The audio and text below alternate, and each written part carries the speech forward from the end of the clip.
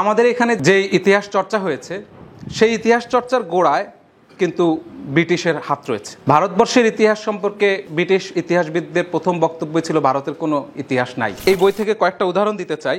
এই যে দাবি বা এই জিনিসটা যে এখানে প্রতিফলিত হচ্ছে যে রবীন্দ্রনাথ আসলে ঔপনিবেশিক শাসনের যে মাহাত্ম্যে বিশ্বাস করতেন, জনগণের মুক্তি, জনগণের লড়াই, জনগণের সংগ্রাম, জনগণের বিদ্রোহে তিনি আস্থা পোষণ করতেন না।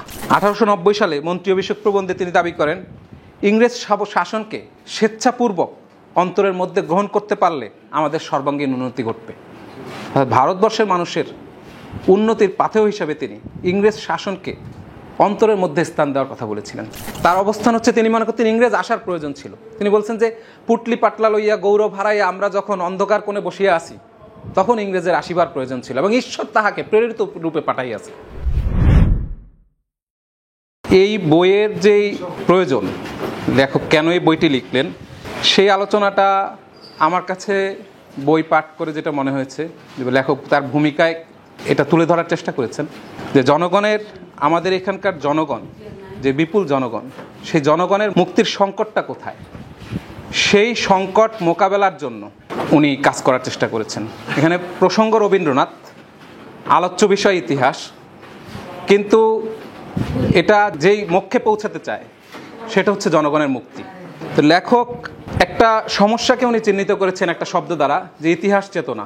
যে আমাদের ইতিহাস চেতনায় ঔপনিবেশিকতার প্রভাব কিভাবে বিরাজমান, সেই ইতিহাস চেতনায় ঔপনিবেশিকতার প্রভাবকে যদি আমরা স্ট্রাগল করতে পারি, ফাইট করতে পারি, তাহলে আমরা একটা নতুন জায়গায় পৌঁছাতে পারি এবং সেটার জন্যই এই বইটার চিন্তা করা হয়েছিল। তো সেই হিসাবে রবীন্দ্রনাথকে ভিত্তি করে আগানোর ক্ষেত্রে যে চিন্তাটা কাজ করেছে, রবীন্দ্রনাথের রাজনীতিকে মূল আলোচ্য ভিত্তি হিসেবে দেখা।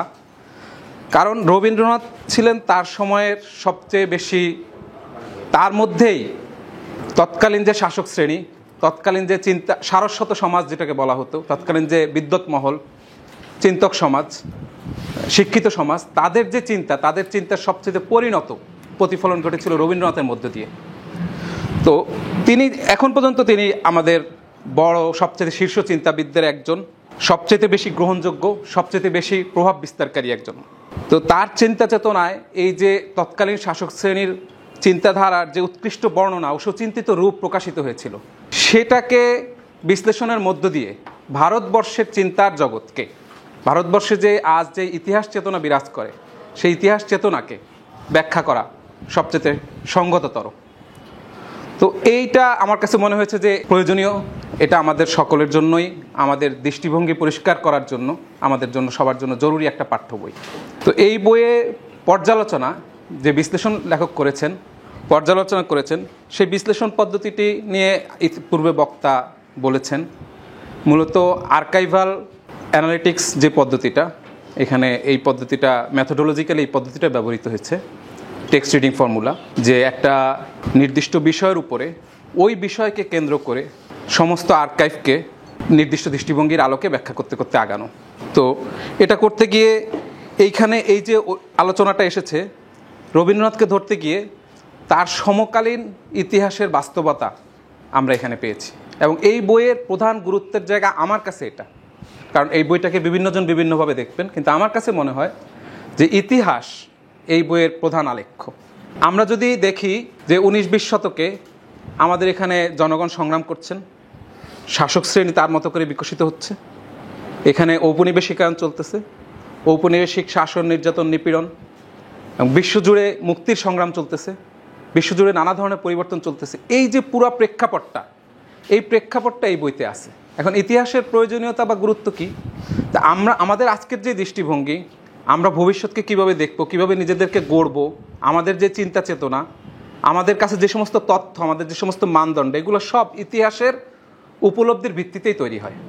ইতিহাসকে আমরা কতখানি কারেক্টলি রিড করতে পারি, পড়তে পারি, তার উপরে ভিত্তি করে তৈরি হয় যে আমরা আসলে পরবর্তীকালে আমাদের চিন্তাগুলোকে কিভাবে বাস্তবতে রূপান্তরিত করব। তো সেই ক্ষেত্রে যে কোনো পাঠকের জন্য এই বই খুব সহজ ভাষায় তৎকালীন ইতিহাসের একটা পূর্ণাঙ্গ চিত্র হাজির করেছে। এখানে ইতিহাসের বিভিন্ন চরিত্র, বিভিন্ন ঘটনা এবং এই যে বিভিন্ন পক্ষের যে সংগ্রাম, তাদের যে আন্তদ্বন্দ্ব, সম্পর্ক, সংঘর্ষ, এগুলো খুব বিস্তারিতভাবে এসেছে। এখন ইতিহাসকে দেখার ক্ষেত্রে যে দৃষ্টিভঙ্গিগত পার্থক্য আছে, বিভিন্ন ধরনের দৃষ্টিভঙ্গির প্রশ্ন আছে। সে জায়গায় শাসক শ্রেণীর একটা ইতিহাসের নিজেদের একটা বর্ণনা আছে, যেটা আমাদের প্রথাগত ইতিহাস বলে আমরা জানি, যে ইতিহাস আমাদের টেক্সট বইতে পড়ানো হয়, যে ইতিহাস বহু কণ্ঠে অজস্র মাধ্যম দিয়ে প্রকাশিত হচ্ছে, প্রচারিত হচ্ছে, আমরা সেই ইতিহাস পড়ে বড় হচ্ছি। এটা হচ্ছে শাসক শ্রেণীর লিখিত ইতিহাস। তারা তাদের সুবিধার্থে যেভাবে ইতিহাসকে ব্যাখ্যা করেছে, তাদের স্বার্থের আলোকে। এর বিপরীতে থাকে নিপীড়িত জনগণ।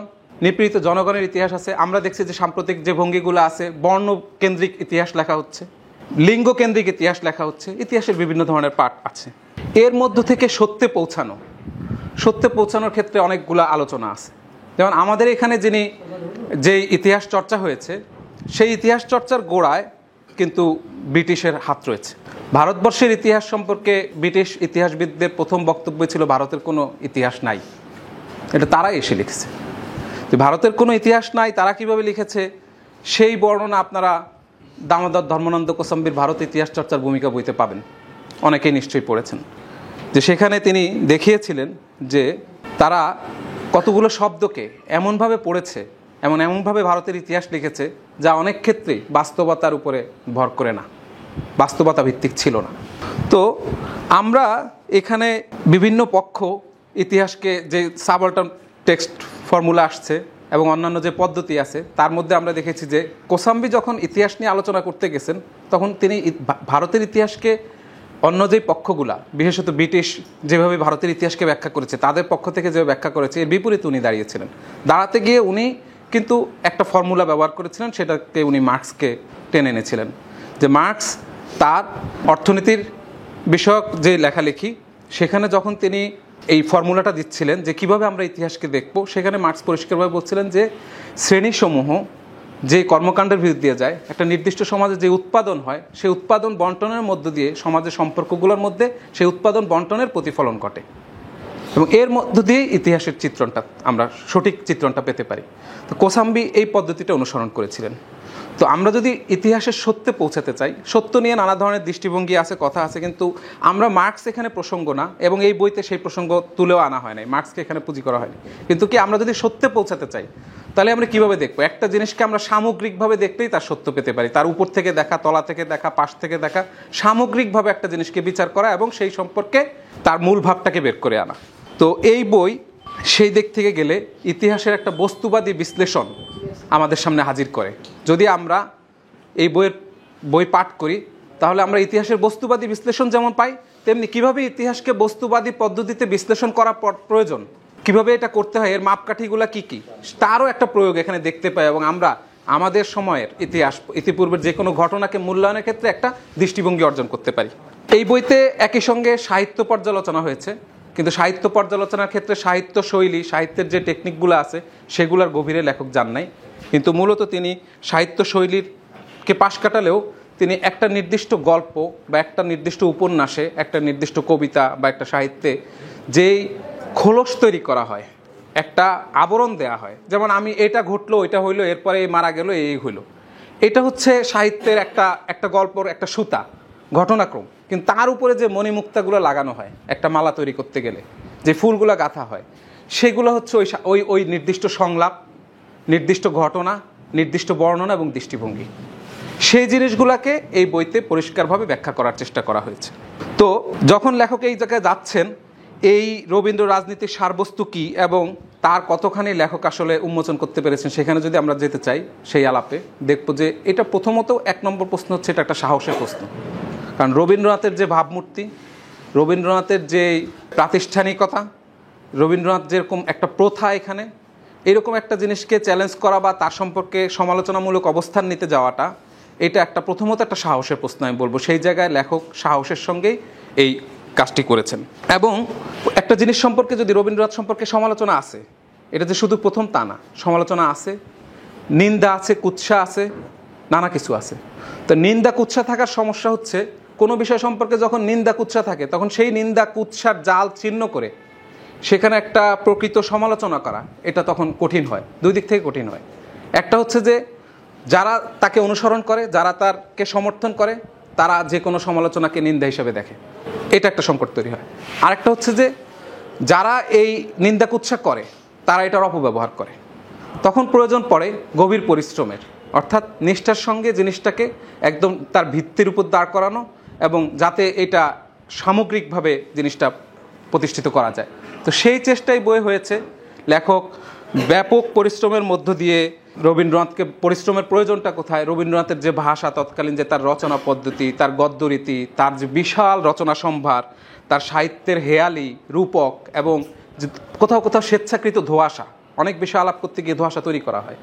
তো এই সমস্ত কিছুকে ভেদ করে এগুলোকে এর মধ্য থেকে সারবস্তুটা নিয়ে আসা, সেই জায়গায় এই বই আমি মনে করি যে সফল, এবং সেই কাজটা করার ক্ষেত্রে তার যে মূল জিনিসটা কাজ করেছে সেটা হচ্ছে গভীর পরিশ্রম।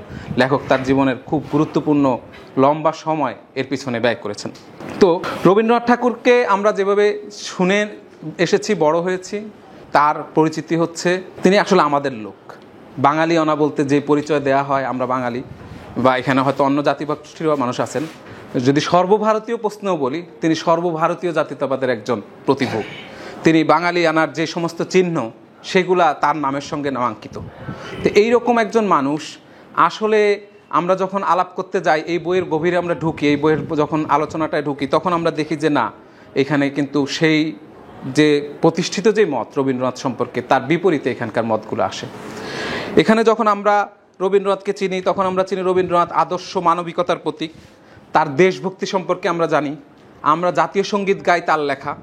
কিন্তু যখন আমরা এই বই পড়তে চাই, এই বইয়ের ভিতর দিয়ে যখন এই বইয়ের বিশ্লেষণের মধ্য দিয়ে যখন আমরা রবীন্দ্রনাথকে পাঠ করি, তখন আমরা অন্য এক রবীন্দ্রনাথকে পাই। সেই অন্য এক রবীন্দ্রনাথ হচ্ছে যে ব্রিটিশ ঔপনিবেশিক শাসনের নৈতিকতার মাহাত্ম্যে উদ্ভাসিত, যিনি তাদের সঙ্গে ঐক্য চান, যিনি চান তাদের সঙ্গে সহাবস্থান, যিনি তাদের নিপীড়নকে কোথাও কোথাও বিরোধিতা করেন কিন্তু তাদের কাছ থেকে মুক্তি চান না। তো এই যে একটা জায়গা, সেই জায়গাটায় কিন্তু তার ফলাফলে আসে যে রবীন্দ্রনাথ আমাদের শাসক শ্রেণীর প্রতিনিধি, এবং তিনি আমাদের এখানে যেই ঔপনিবেশিক শাসনের মধ্য দিয়ে বেড়ে উঠেছিলেন, সেই ঔপনিবেশিক শাসনের সঙ্গে তিনি দ্বন্দ্বে জড়াননি। তো আজকে আমি এই বই থেকে কয়েকটা উদাহরণ দিতে চাই। যদি হচ্ছে যে এই যে দাবি বা এই জিনিসটা যে এখানে প্রতিফলিত হচ্ছে, যে রবীন্দ্রনাথ আসলে ঔপনিবেশিক শাসনের যে মাহাত্ম্যে বিশ্বাস করতেন, জনগণের মুক্তি, জনগণের লড়াই, জনগণের সংগ্রাম, জনগণের বিদ্রোহে তিনি আস্থা পোষণ করতেন না। কিন্তু তাহলে সেটা কিভাবে ঘটেছিল?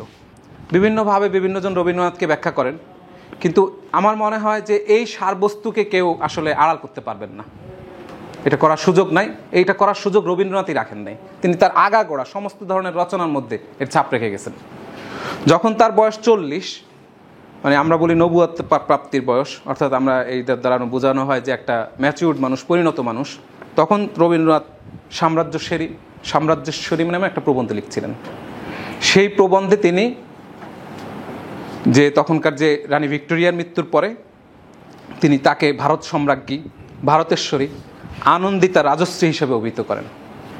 এর আগে 1890 সালে মন্ত্রী অভিষেক প্রবন্ধে তিনি দাবি করেন, ইংরেজ শাসনকে স্বেচ্ছাপূর্বক অন্তরের মধ্যে গ্রহণ করতে পারলে আমাদের সর্বাঙ্গীন উন্নতি ঘটবে। ভারতবর্ষের মানুষের উন্নতির পাথেয় হিসাবে তিনি ইংরেজ শাসনকে অন্তরের মধ্যে স্থান দেওয়ার কথা বলেছিলেন।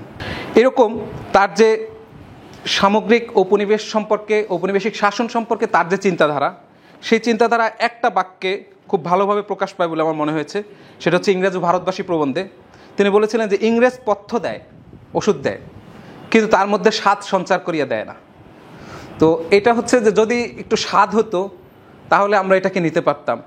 তো কিন্তু ইংরেজ পথ্য দেয়, যত স্বাদ নাই থাকুক, যত তেতো হোক, যত কটু হোক, এটা আমাদেরকে আজকে মুক্তি এনে দিচ্ছে, এটা আমাদের আজকে রোগ মুক্তি ঘটাচ্ছে। অর্থাৎ আমাদের আজকের অবস্থা, ভারতবর্ষের তৎকালীন যে অবস্থা, সেই তৎকালীন অবস্থাকে উনি ব্যাখ্যা করেছেন মুক্তি হিসেবে, যেটা ইংরেজ আমাদেরকে মুক্তিটা এনে দিচ্ছে। এবং এই দৃষ্টিভঙ্গিটাই তার সমস্ত ধরনের লেখাতে হচ্ছে প্রতিফলিত।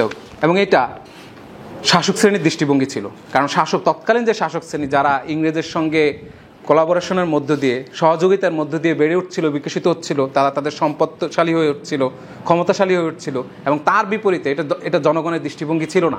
জনগণ সেই ব্রিটিশের সঙ্গে এবং তৎকালীন শাসক শ্রেণীর বিরুদ্ধে একের পর এক লড়াই করছিল।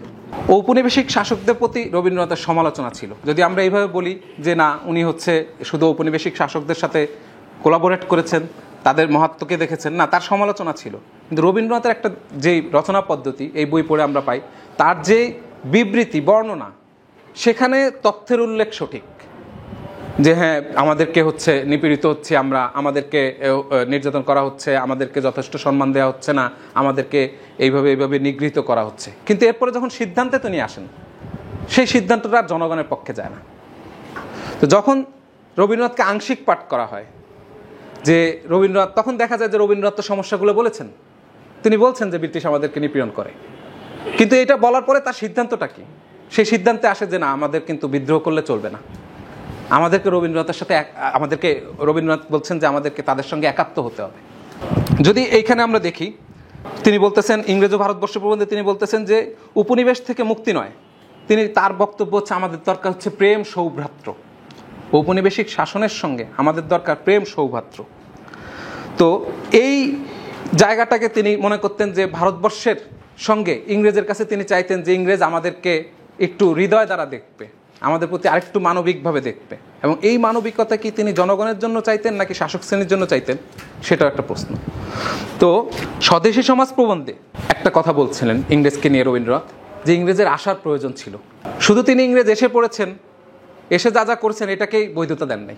তার অবস্থান হচ্ছে তিনি মনে করতেন ইংরেজ আসার প্রয়োজন ছিল। তিনি বলছেন যে পুটলি পাটলা লইয়া গৌরব হারাইয়া আমরা যখন অন্ধকার কোণে বসিয়া আসি, তখন ইংরেজের আসিবার প্রয়োজন ছিল, এবং ঈশ্বর তাহাকে প্রেরিত রূপে পাঠাইয়াছে। ঈশ্বর পাঠিয়েছে। রবীন্দ্রনাথের দৃষ্টিভঙ্গির ক্ষেত্রে ঔপনিবেশিকতা যেমন একটা জিনিস, তেমনি আরেকটা বিষয় হলো এই ধর্ম। তিনি যখন জনগণের মুক্তি, আমাদের নতুন সমাজ, আমাদের মুক্তির কথা বলেছেন, সমাজের সংকটগুলোর সমাধানের কথা বলেছেন, তখন কিন্তু তিনি ধর্মকে এনেছেন। ধর্মের সম্পর্কে তার সমাজে দুইটা জিনিস এখানে, একটা হলো ঔপনিবেশিকতা নিয়ে কথা বলছি আমি, আর একটা ধর্ম নিয়ে। ঔপনিবেশিকতা নিয়ে যখন আমাদের দেশে মানুষ একের পর এক লড়াই হচ্ছে, ফকির সন্ন্যাস বিদ্রোহ হচ্ছে, একের পর এক বিদ্রোহ হচ্ছে, সাঁওতাল বিদ্রোহ হচ্ছে, এবং এমনকি তৎকালীন শিক্ষিত সমাজেরই বিভিন্ন অংশ। এখানে পূর্ববর্তী বক্তা বলছেন যে ওই সময় এই ঔপনিবেশিক শাসনের বিরোধিতা করা সম্ভব ছিল না, এটা আমার কাছে মনে হয় ভুল। তখনও বিরোধিতা ছিল। তখন যে সমস্ত বিরোধিতা ছিল, সেই বিরোধিতাকে রবীন্দ্রনাথ উপেক্ষা করেছেন। যারা লড়াই করতে চেয়েছেন সেই লড়াইকে তিনি হিংসা বলেছেন, তিনি সেটাকে গ্রহণ করেন নাই। আবার ঔপনিবেশিক শাসনের সময়ের যে জনগণের মুক্তির লড়াই, সেটাকে তিনি যেমন আড়াল করেছেন, তেমনি ধর্ম নিয়ে যখন একই সময়, তার নির্দিষ্ট সময়, সেই সময়ের সমস্ত কিছু সম্পর্কে রবীন্দ্রনাথ তার পাঠের মধ্যে ছিল, তিনি ওয়াকিবহাল। একই সময়, কাছাকাছি সময় হচ্ছে রাশিয়া বিদ্রোহ হচ্ছে, বিপ্লব হচ্ছে, পৃথিবীর বিভিন্ন দেশে সংগ্রাম হচ্ছে, তিনি সেগুলো দেখতেছেন, কিন্তু তিনি সেই পথ নেন নাই।